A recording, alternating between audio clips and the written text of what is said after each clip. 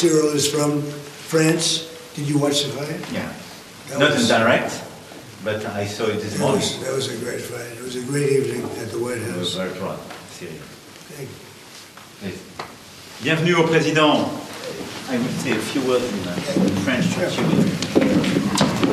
Je souhaitais d'abord accueillir et souhaiter la bienvenue au président Trump, et merci d'être là un lendemain d'anniversaire et de célébration, et je remercie son équipe, les ministres et ambassadeurs et l'équipe la plus proche d'être là à ses côtés. C'est important qu'on puisse d'abord avoir ce G7 au lendemain d'un accord essentiel qui a été scellé avec l'Iran, pour parler évidemment de nos grandes crises, l'Iran, l'Ukraine, nos guerres, leurs règlements, construire la paix et restaurer la prospérité, mais aussi voir les voies et moyens de coopérer entre nos économies, et c'est le but du G7, pour améliorer la prospérité, les éléments de coopération dans les différents domaines.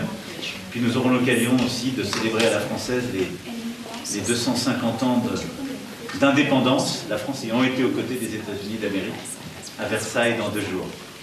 I wanted to say, to commend President Trump for celebration yesterday, and to welcome President Trump and his ministers and his team for being here in Evian for the G7. I think yesterday was signed a very important agreement, a peace deal with Iran. And it's a very important one because first it will fix the nuclear issue. First it will fix the nuclear issue. And it's a very important matter for peace for the whole world. And it will reopen Hormuz. It will provide peace in Lebanon.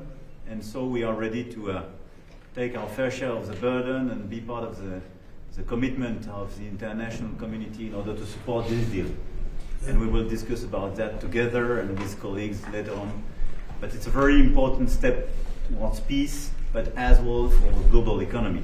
We will have the occasion to discuss about the war in Ukraine in order to re-engage together and negotiate a good and solid peace and sustainable peace. And President Zelensky will be with us as well tomorrow. And obviously we will have the occasion to bring this G7 to speak about a series of issues from rare earths, critical minerals, trade, etc., where we have to build convergence amongst the G7 members. And it will be the occasion for us to celebrate the 250 years of independence for the US. And Versailles is a good place because this is where the King and his Minister of Foreign Affairs at the time did support the US during years, but as well prepared what we called the Paris Treaty in 1783, which was the final point of this war. So it's a great honor and a great pleasure to have you, Mr. President, in Evian and Paris. Thank you, thank you. So Emmanuel has been a special friend of mine. We've had a fantastic relationship. We've worked on many deals together. I'm very happy to say it's signed, the deal's all signed. And the Strait is already partially opened. As you know, they're doing a little hunting for a couple of mines that they've already found. But it's essentially, ships are starting to go out now. On Friday, it'll be completely opened. We got along very well with Iran. It's a different set of leaders. As you know, the first set is gone, the second set is gone. And we found the third set to be very smart, strong, very smart, but we ended up making a deal. I felt badly that we had to go back on the attack for 2 nights, and I thought a third, but we made it before that happened. But I think a lot of great things are going to happen in the Middle East right now, and very importantly, the oil is plummeting down, and the stock market is shooting up like a rocket today, like record kind of numbers. And the oil has taken its biggest plunge, and we're into the low numbers, not quite back yet, Kevin, to the extent, but we're getting close to the numbers we were before it all started. And the main thing is that Iran will not have a nuclear weapon. They fully agreed to that with strong policing powers, and they won't have a nuclear weapon, which is what it was all about, because they probably would have used it if they had it. So we had 2 big moments when they terminated the JCPOA, that was the Obama deal, the Barack Hussein Obama deal. And when I terminated that, it was very important because it was a road to a nuclear weapon. It was a horrible deal for the United States. It was a deal where billions of dollars was given to Iran. It was a deal where 1.7 billion in cash was put on a Boeing 757, I guess, right? But it was put on a big, beautiful Boeing 757. They needed a Boeing 747, to be honest with you, because there was a lot of cash. 1.7 billion was taken out of the banks and given to Iran. And on top of that, tens of billions of dollars was paid. So they tried to bribe them to make a deal, and that didn't work. It never works. And we've done a great job. And hopefully it's going to be a good relationship, and we're going to get along. And if we don't, we go back to where we started, but I don't think that's going to be necessary. The Iran deal that we made is going to bring a lot of success to the world, because the oil was really clogged up there for a while. He would call me on occasion and say, "Come on, please, let's go with the oil prices." But the oil is coming way down, so I'm very honored by it. I want to thank you for your help. You've always been a help. And it's an honor to be with you. We had a very good conversation yesterday with President Zelensky and President Putin.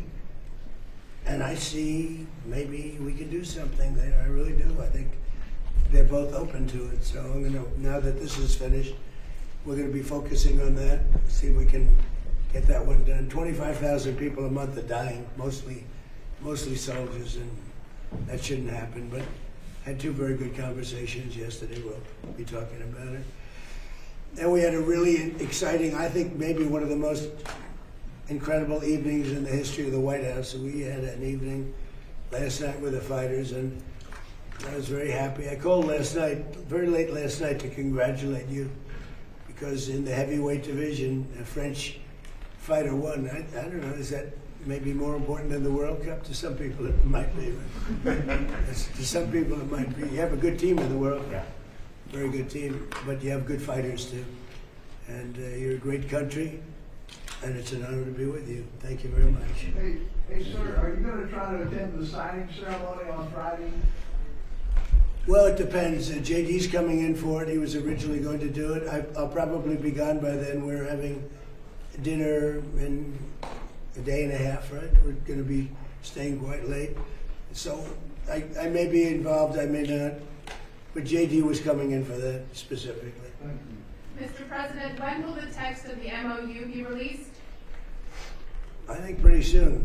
I would say, I mean, I want it to be released because it's a very powerful document. It's not like the Obama document, which was just a terrible document. This is a very powerful document, and I want it to be released, so probably pretty soon. I would say sometime after Friday, because the Strait opens completely. It's open now, but it opens completely. We'll have all the mines knocked out for the most part. We have a lot of lanes right now already. Mr. President. So I think sometime in the very near future, yeah. Mr. President, does the deal involve any sanctions relief for Iran? When would that go into No, effect? it doesn't. Well, they have to. It's really a behavioral thing. If they do what they're supposed to do, that starts taking effect.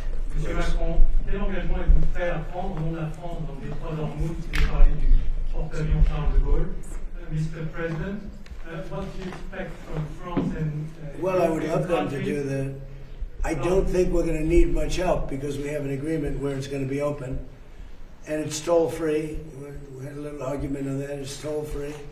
So I don't think we're going to need much help, but I don't think it's a bad idea to have a ship or two up here from a few countries. You'd be a great country to do it because you never know what happens, but I think it's going to be open, and I think it's going to be free sailing. We do want to see if we can straighten out the Lebanon thing, because it just seems to just never end. And that's a mini version of what we were doing, and it should not be tough.